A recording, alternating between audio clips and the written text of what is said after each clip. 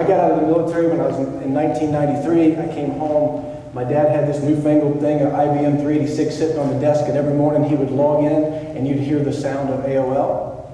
For those of you with some gray hair like mine, you know what I'm talking about. You got your 100-hour disk, right?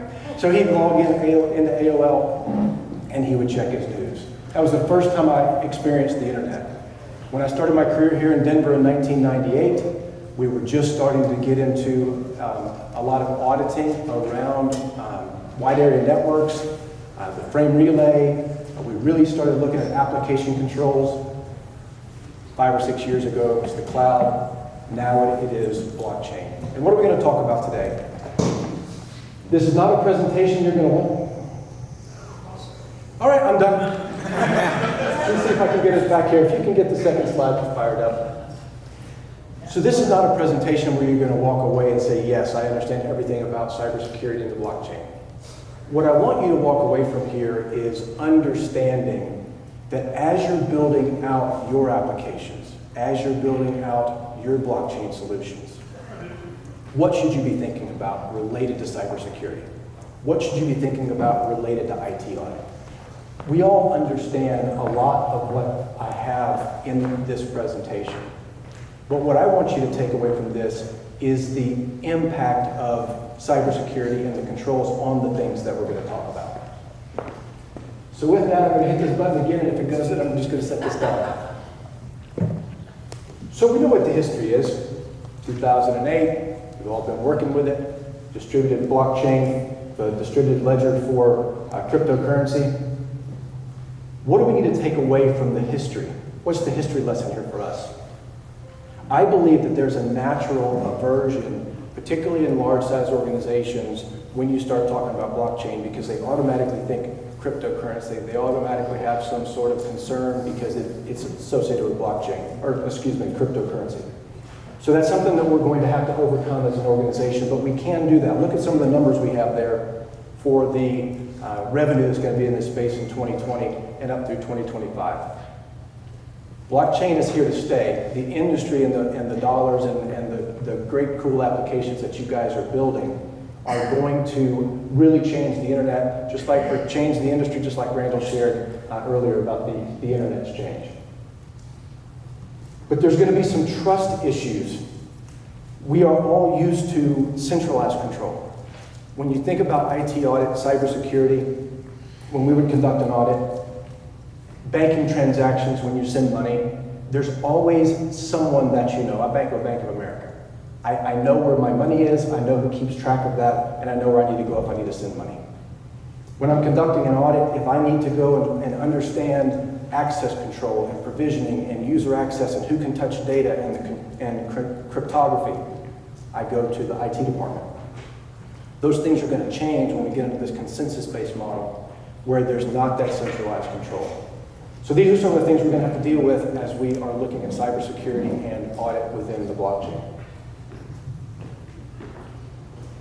So we heard earlier Randall was talking about the transfer of value. We understand the flow. I'm building an application with A-LIGN right now. We've got a SQL database on the back end. If we want to have a transaction, we enter it in the screen, we hit enter, it submits it, and it writes to my database. That's not the way it works when we're talking about the flow of the blockchain, right? It's a consensus-based model. So we want to transfer value, we execute that block, it goes out, the consensus model works, we do a comparison, check hash sums, come back, the transaction's validated and written to the block, right? Simple process.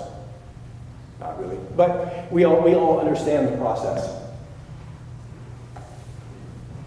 So what's that going to mean when we're transferring value from an IT audit and cybersecurity perspective? It's easy for us to control something that is centralized. It's easy for us to audit something where I can go to one IT administrator and understand the cryptographic controls around a database. It's very challenging for the audit community as we adopt this new technology, but we can do it. I remember auditing the cloud environment years ago when it was first coming out, and the audit standard said we had to go and inspect the physical server, read the serial number, and look at the label that was on the back of the device. How do you do that in a virtualized environment? You can't. So what do? We educated ourselves, the audit standards updated. So this is not a challenge that we can't overcome. But as you are building value transferring applications through the blockchain, you're going to have some questions from folks like myself that say, that doesn't quite fit the standard, that doesn't quite fit the way we do business today. And there's going to be an education process that we have to go through. So I'm going to run through the three types of blockchain. But what I want you to take away, we know that there's a public blockchain, we know that there's a private blockchain, we know there's a consortium. But what does that mean from an audit perspective? Whenever you talk to a cybersecurity or an IT audit professional and you say anything about public, where's your data stored? Oh, it's in the public. That's a bad answer. So what do I do when I come to you and I say, what type of blockchain are you using? Well, we have a public blockchain. I automatically start putting my spidey senses up and say, we might have a security problem here. So if you're, and I understand that for particular use cases, public blockchain is what you're going to want to use. But you need to understand that as you grow and as you implement and as you're talking about cybersecurity of your implementation, there's going to be a lot of questions around public implementation, and you need to make sure you're ready to explain to the auditor, regulator, or your prospective customer what you've done to make that word public not a dirty word in the cybersecurity world. Private. So as we start thinking about it, and as you all know, we see a lot of this in the financial services space, in the voter registration and identity management, primarily private-based blockchain. But then if you're in a private blockchain, how do you interact? Jim and I were talking about some of the mesh technologies that are out there, allowing communication between different blockchains, between different organizations.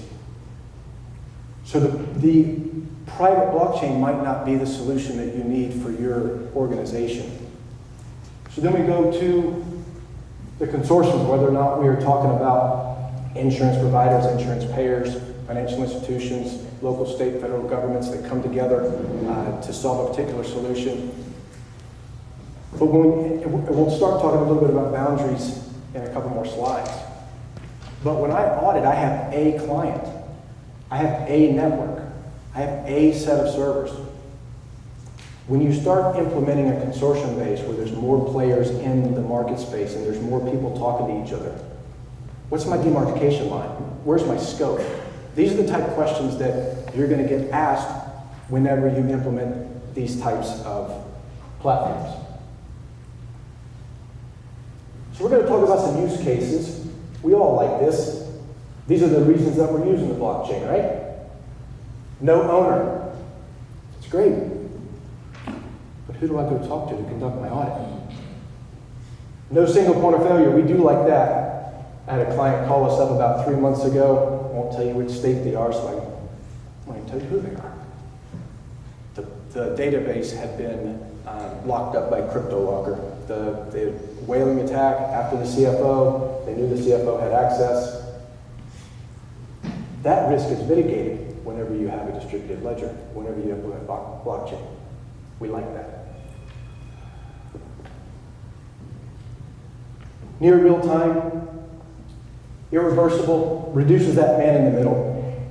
As we start thinking about the technology that blockchain is going to impact, supply chain, asset management, real estate, we are moving the transactions directly into the hands of the end user. But from a cybersecurity perspective, that makes us concerned or makes us ask questions about how you understand and how you can validate the security of the transaction if there's nobody that controls it. We've had 20 years of IT audit and cybersecurity. We are going to have to change some mindsets. We're going to talk about how to possibly do that in a couple of slides. So what are some of our use cases? And how are they affected by IT audit? I was talking last night with some folks.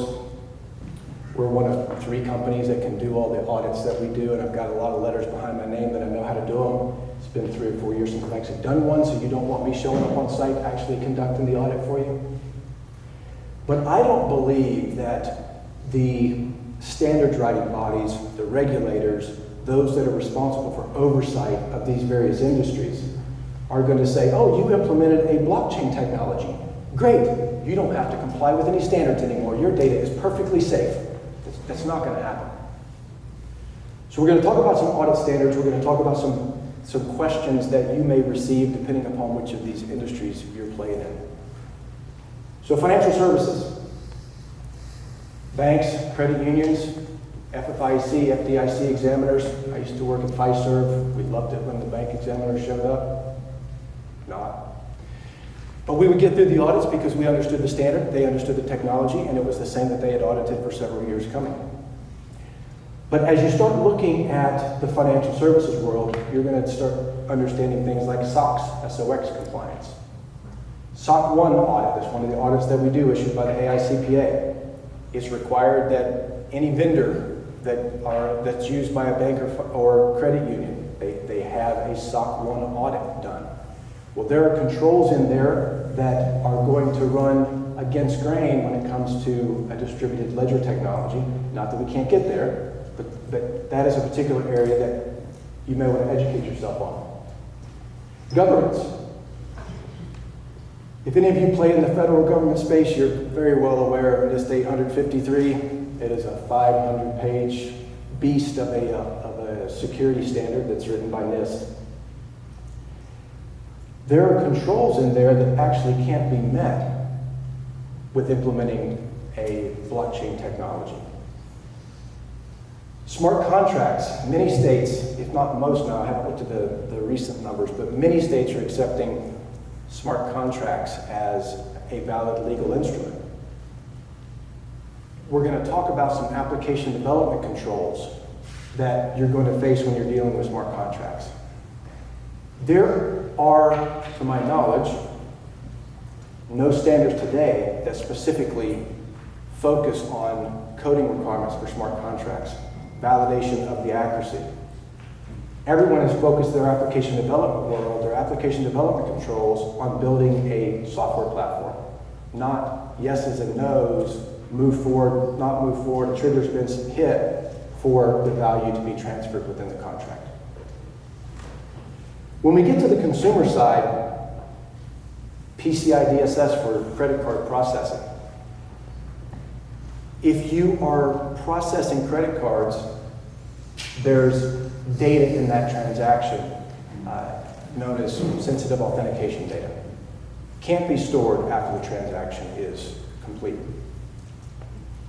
If you are using blockchain to transact, to sell that widget, and you're doing that through a credit card-based transaction, how are we going to then implement the requirements of PCI DSS in a system that is completely based around not going back and removing anything out of the transaction?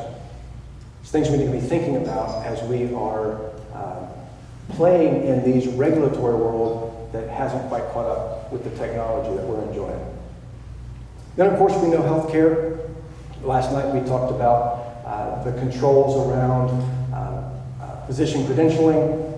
We talked about the controls around electronic medical records. Those things fall under HIPAA. For those of you who know HIPAA standard, you know it's federal based, and we all know our lovely government and how quickly it moves to make changes and adopt new technology. I actually did meet I was at a conference last week. I'm going to sidebar for a minute because it was an excellent conversation that shows that our government is trying. It's a White House appointed position, and he focuses on innovation in the federal government. And he's actually doing some really cool things. From speaking with him, it wasn't just a token idea. He's actually getting some great things done. But the audit standards aren't going to change that fast. And there are controls related to cryptography. They're in the HIPAA regulations that are going to have to be interpreted a little differently when you're dealing with blockchain technology. So in my world, we do tout the benefits of blockchain to security. For those of you that are not an English major and are just a small town guy like me, I actually had to go Google immutable when I read it for the first time. But we all understand what it means now, and it's good for data once it is written not to be changed. No single point of failure. We talked about the crypto locker. Many of you in the IT space, I am sure, have had concerns and issues with corruption of data in database tables. Those things are not issues that we have to deal with. The no single point of failure and the no single point of control. I talked earlier on about some of the concerns with that, but in the fraud world, we understand collusion. That's when two people get together and they beat the controls, they beat the system because they're working together. When we're in this distributed consensus model, we in the financial statement audit side, we have that risk mitigated for us. But then the not so good news is, of course, we know it's not perfect. There's been many hacks on the blockchain. I've just got a couple of examples up here. I have talked with people that say, no, the blockchain is perfectly secure. It can't be hacked. That's just not the case. So as we are looking at building out controls and taking into consideration the cybersecurity needs that you're going to have in place, there is good news. Blockchain does bring a lot of positives to the cybersecurity space. It brings a lot of positive to data integrity, data validation, data security. But we do need to recognize and keep our guard up and make sure that we are focused properly on the weaknesses.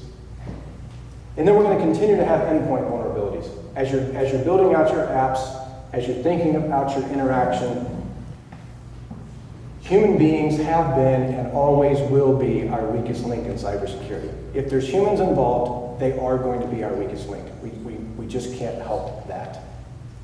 They are the ones interacting with these endpoints. So whether or not it's their smart wallets, whether or not it is keyloggers that can be put on systems to capture passwords and capture credentials, it's like if a bad guy is going to go and rob my house. The front door is locked, the back door is locked. Are they going to spend all night long trying to get through my Schlage lock? Or are they going to go lift the window that I forgot to latch? Of course they're going to take the easy way in. The same principle applies when we're dealing with the attacks that are going to happen on the data that you're going to have in your applications and in your blockchain. They're not going to go after the hardest thing to crack. They're going to go after the endpoint vulnerabilities. So stay focused on all of the entry points. Talk to your dev team, cybersecurity team. Make sure we're considering everywhere the bad guy can get in. Vendor risk. If you look at most of the major breaches that have happened over the last 2 to 3 years, it was not the company in the 6 o'clock news that fell asleep at the wheel. It was a vendor that they had allowed access to their system. One breach was a backup vendor. Each night they backed up their files, but they had opened an extra port on the firewall. One was an HVAC vendor, their air conditioning vendor that they wanted to have remote access in. The list goes on and I keep talking about it. Vendor risk is something that we're going to have to deal with when we're talking about blockchain security. We have exchanges, we have interactivity between blockchain-based technology and legacy technology. Whenever you have that connection point, whenever you have those two meetings of individuals coming together, whether or not it's third parties or in the consortium example I gave earlier, related parties, you're going to have to worry about the vendor that's there. We're also going to need to consider some of the threats that are directly against the blockchain. It was fun talking last night. We don't know what we don't know. That's why we all enjoy this. At least that's why I enjoy this. The new technologies that come out, they're fun. We're learning something new. We're right on the cutting edge. But that means we don't really know what the next 90 days, year, 2 year, 5 years are going to have in store for us. So we need to look at the scalability. We need to understand that there are risks to the blockchain, those particularly focused on human-based attacks, miner-based attacks, the selfish or the eclipse. It's a 51% majority problem, which if you don't know that one, if you control 51% of the nodes, you can write your blocks to the chain, which may not be the proper transaction that should be there. So we need to be vigilant, we need to be mindful of the things that are out there that can cause us problems. So my last couple of slides are really going to talk about the standards, the next steps, what do we need to do. I'm never a doomsdayer. There's a lot of cybersecurity folks that everything is a no answer. Every change is a bad thing. Every new technology, no, we can't have that in our environment because we don't understand it. But I think we do need to understand the areas that we should focus on more heavily in our deployments of our blockchain solution. Blockchain does remind me a lot of cloud computing 5 to 7 years ago. It was the Wild West. I was at the blockchain conference in New York, I guess it was 3 or 4 months ago, and I was talking about these audits. And this was not my words, this was actually the vendor that was hosting his solution. He said, we're right, you need to come and give us those audits. This is the Wild West out here. We are all doing something a little bit different. We are all pushing the envelope. This is new technology. The standards haven't been able to keep up. Most of the standards change every 2 to 5 years. Well, think about how fast the technology that you're using is changing, the number of vendors that are coming out, the number of solutions that are there. Change is happening so much faster than we as professionals in the cybersecurity and IT audit space can keep up with. So what does that mean? We are going to have to be communicative between you all who are developing. You are the technical minds in the room.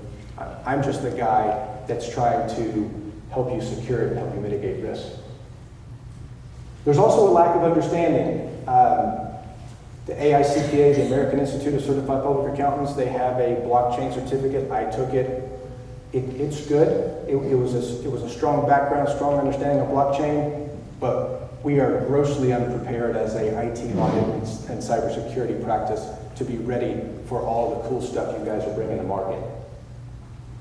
So what we're going to have to do is have a concept of business as usual, because there's definitely going to be the legacy systems that you're going to be blending with this new technology.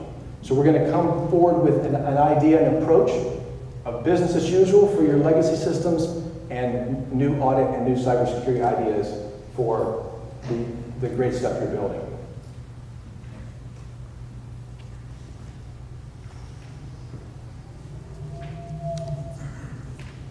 So let's talk about some specifics what I want you to do, and I just got the 5-minute window, so the 5-minute slide, so I'm going to get through these kind of quickly.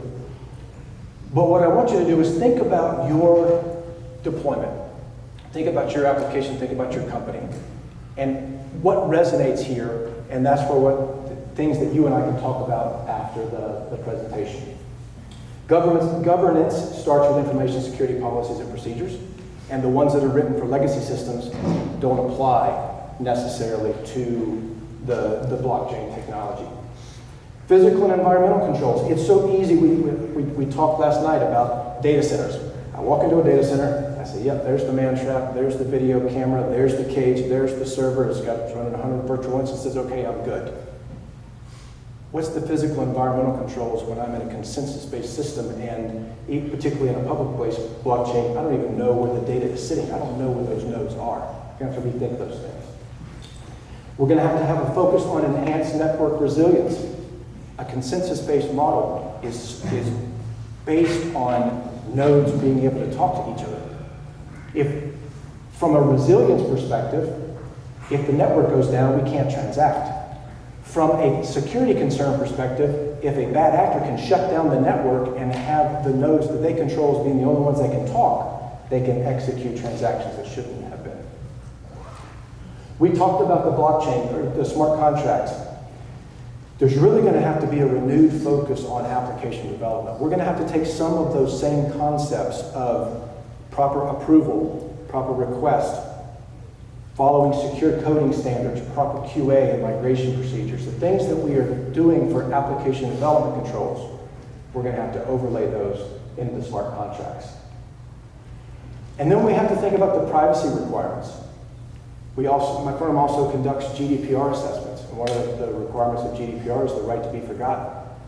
Again, if the whole blockchain is based on not removing data to validate the future blocks, how do you forget somebody?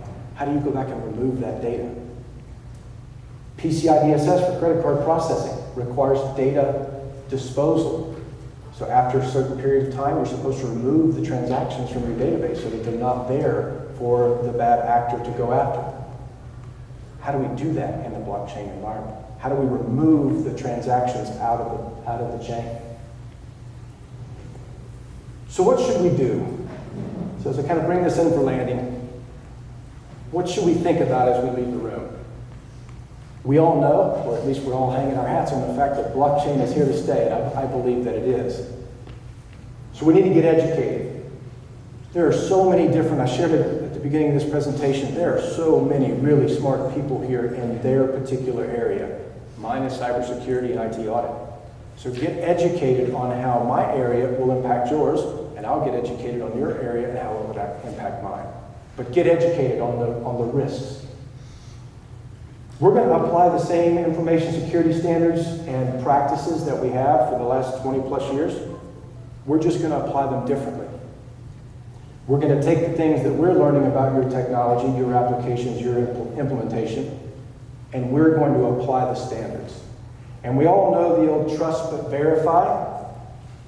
We can't just say, we've moved to blockchain, we can take all of the risks away. We're just going to verify differently. So cybersecurity is going to be a pivotal part of what you all are doing.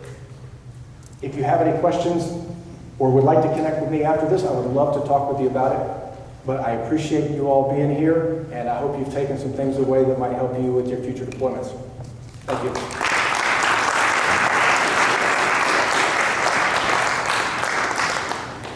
Okay, Gene, thanks for the wonderful presentation there.